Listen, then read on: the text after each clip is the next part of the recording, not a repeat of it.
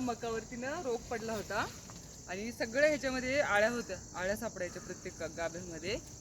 पण आम्ही ना मला सगळ्यांनी सजेस्ट पण केलं होतं, एक औषध फवारायला सांगितलं होतं. आम्ही त्याची फवारणी केली आणि पाऊसही पडला, तर आता सुंदर अशी आमची मका आली बघा, छान दिसते सगळीकडे.